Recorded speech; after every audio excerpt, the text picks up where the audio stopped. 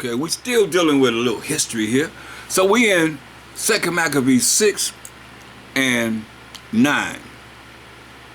You see, we didn't deal with no birthdays. We agreed us to deal with somebody making us deal with a birthday. So it says, and whoso would not conform, this verse 9 of 2 Maccabees the 6th chapter, conform themselves to the manners of the Gentiles, shall be put to death.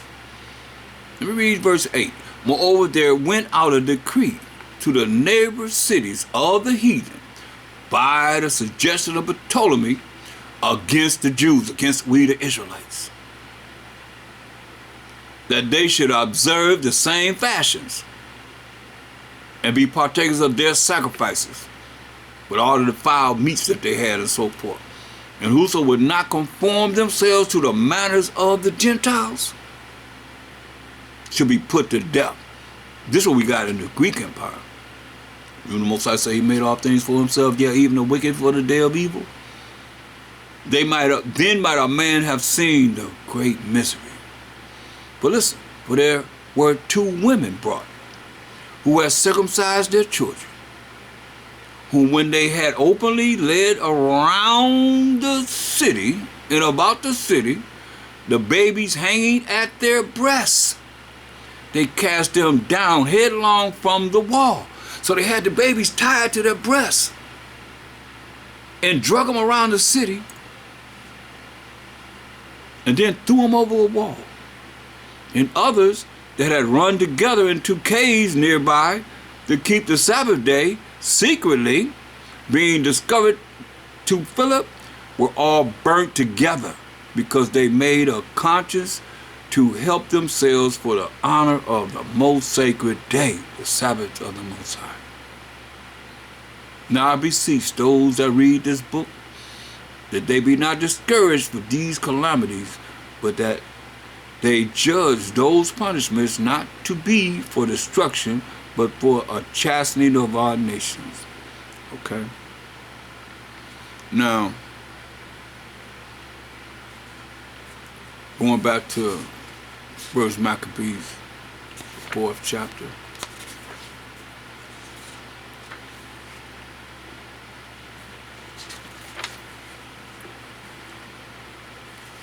Verse 42, it says, for he chose priests of blameless conversation, such as had pleasure in the law, who cleanse the sanctuary, and bear out the defiled stones into an unclean place, that the heathen had defiled them. And when as they consulted what to do with the altar of burnt offerings, which was profane or made unholy, they thought it best to pull it down, lest it should be a reproach to them. Reproach means a disgrace to them, because the heathen had defiled it, wherefore they pulled it down, and laid up the stones in the mountain of the temple in the convenient place, until there should come a prophet to show what should be done with them. So he laid them in a secret place until a prophet came to say, this is what you should do with them. Then they took whole stones according to the law, and built a new altar according to the former. They built a new altar, and made up the sanctuary, and the things that were within the temple, and hollowed the courts.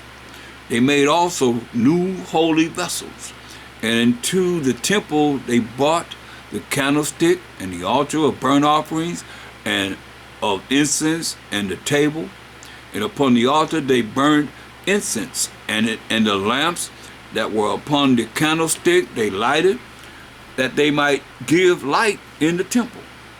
Furthermore, they set the loaves upon the table, and spread out the veils, and finished all the works which they had begun to make. Now on the 25th day of the 9th month, which is called the month Caslu, which would be on Christmas, so-called Christmas,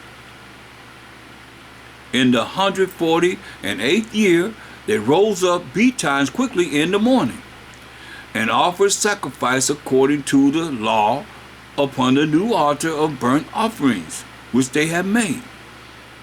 look at what time and what day the heathen had profaned it, even that it is dedicated with songs and citherns and harps and cymbals. The same day, y'all celebrating Christmas, when y'all looking at putting them Christmas bulbs on your trees, that was our children's heads that they cut off, that from the women that circumcised the babies that they killed. It says, then all the people fell upon their faces, worshiping and praising the Most High Power of heaven, who had given them good success. And so they kept the dedication of the altar 8 days. Not one day like y'all have y'all little holidays. We kept the dedication of the altar 8 days and offered burnt offerings with gladness, having a good time. With gladness 8 days and sacrifice the sacrifice of deliverance and praise. They decked also the forefront of the temple with crowns of gold. They decking out the forefront of the front of the temple with crowns of gold and with shields. What's those shields, y'all? With shields. And the gates and the chambers they renewed and hanged doors upon them. Thus was there very great gladness among the people, for that the reproach of the heathen was put away. Hear that? The disgrace of the heathen was put away from us. Moreover, Judas and his brethren with the whole congregation of Israel ordained that the days of the dedication of the altar should be kept in their season from year to year by the space of 8 days, from the 25th day of the month Caslu, with mirth and gladness. See, this is a day that we ordain in getting the victory over our enemies, that a Mashiach of Shai honored too. Go to St. John 10:32. How y'all call yourself believing in him and doing what he did? Y'all don't do what he did. Look, St. John 10:22. The feast of dedication, right? And it was Jerusalem, the feast of the dedication. And it was winter, right? You said the 12th month, the 25th day, month of Caslu. That's the 12th month that we have during this Julian calendar, Esau's calendar, the 25th day, which y'all call Christmas. And it was at Jerusalem, the feast of the dedication. And it was winter. What did we ordain? Verse 59 of 1 Maccabees, the 4th chapter. Moreover, Judas and his brethren with the whole congregation of Israel ordained that the days of the dedication of the altar should be kept in their season from year to year by the space of 8 days. From the 25th day of the month Caslu, with mirth and gladness. You see? So Mashiach Shai ordained it. He watched it. He was involved in it when it says in St. John 10:22. And it was at Jerusalem, the feast of the dedication, and it was winter. And the Mashiach Shai walked in the temple in Solomon's porch. Then came the Jews round about him and said unto him, how long dost thou make us to doubt? If thou be a Mashiach, tell us plainly. The Mashiach shall answer them, I told you, and ye believe not. Works that I do in my Father's name, they bear witness of me. But ye believe not, because ye are not of my sheep, as I have said unto you. My sheep hear my voice, and I know them, and they follow me.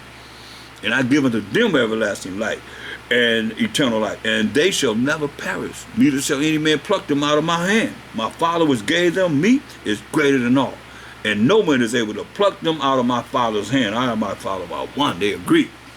Then the Jews took up stones again to stone him, you know.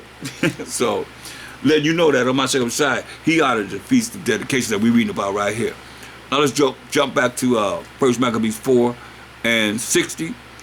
At that time also they builded up the Mount Zion with high walls for security and strong towers round about, lest the Gentiles should come and tread it down as they had done before. You see that?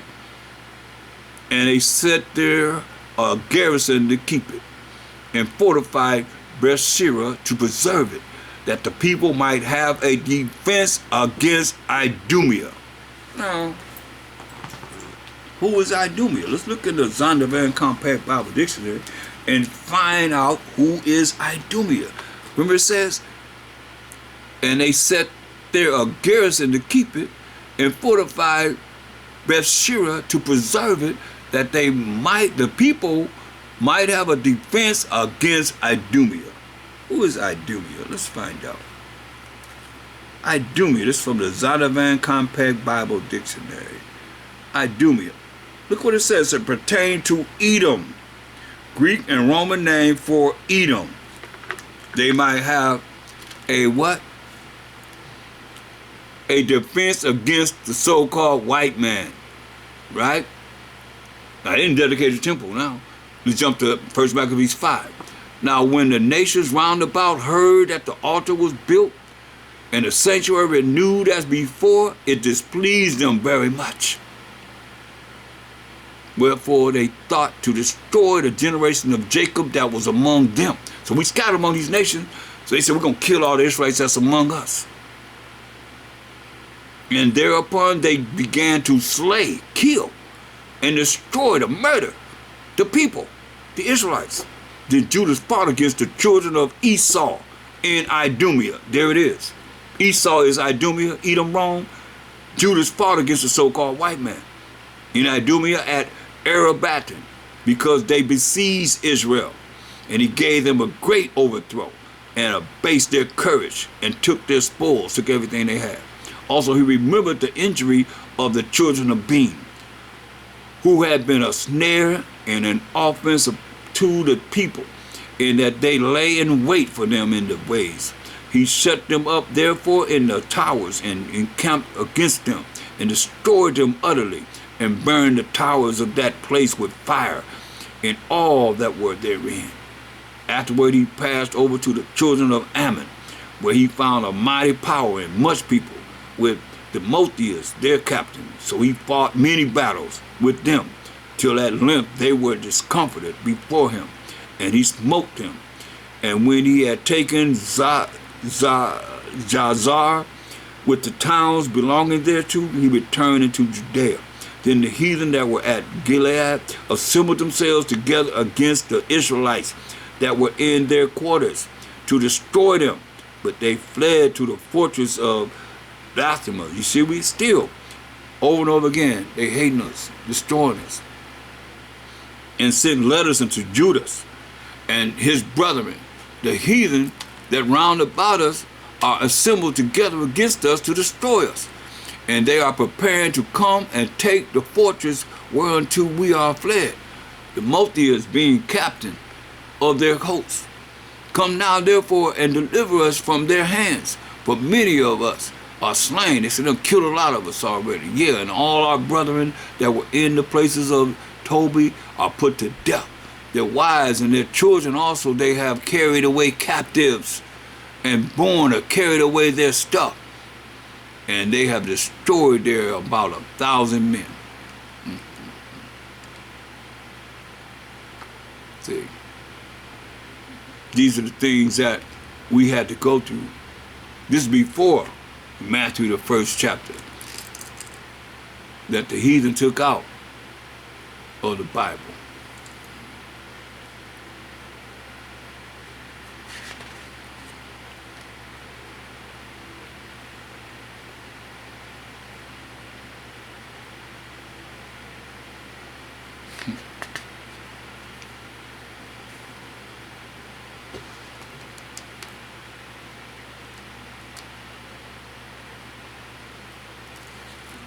But Judas's army, his brothers in his army, took him down.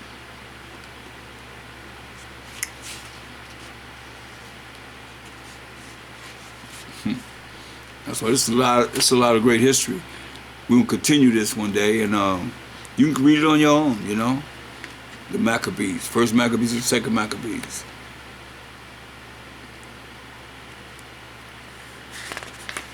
Turn to the Greek Empire.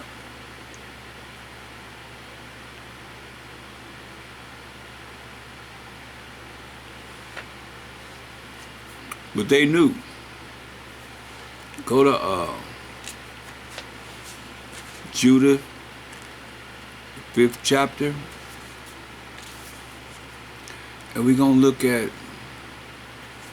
what the heathen know that a lot of people don't know. We're going to conclude with this.